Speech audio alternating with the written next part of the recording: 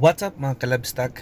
Ang case natin ngayon ay isang kalabaw na nasugatan yung paa sa may nakausli daw na bakal. So makita nyo dito, meron na siyang sugat.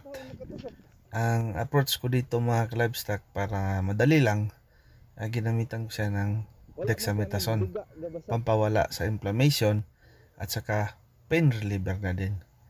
Dito makikita ninyo na IM ang pag-administer. So konting tapik para hindi masyadong mabigla at saka dun in-inject ko na. Ginamitan ko lang siya ng minimum dose which is 5 to 7 ml sa isang kalabaw. Inisprayan ko na din mga kalabstock para iwas sa infection sa sugat ng needle. Dito makikita nyo na inisprayan ko na siya ng wound spray, pero ang maganda dito mga kalabstock ay meron itong antibiotic content na chlortetracycline. So napakaganda ng spray na to. Ito yung tinatawag na Aerofar. Gamit ang Aerofar mga kalabstock, hindi ko na kailangan mag-inject ng antibiotic na maraming volume kasi malaki yung kalabaw natin. Gamit ang Aerofar, napaka-efficient nito.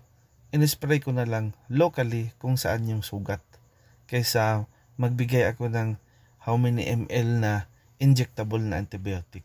Sa ganitong paraan, nakakatipid ako ng antibiotic at nakakasiguro ako na immediate yung epekto ng gamot kasi lokal natin ibinira yung antibiotic sa pamamagitan ng spray. Pagkatapos na magamot natin yung kalabaw mga kalabstock, advice lang natin sa farmer na iwas muna sa mapuputik at babasa na beddings or floorings or resting place ng ating kalabaw. Yun lang mga kalabstock. Mabuhay ang livestock industry. And as always, glory to God.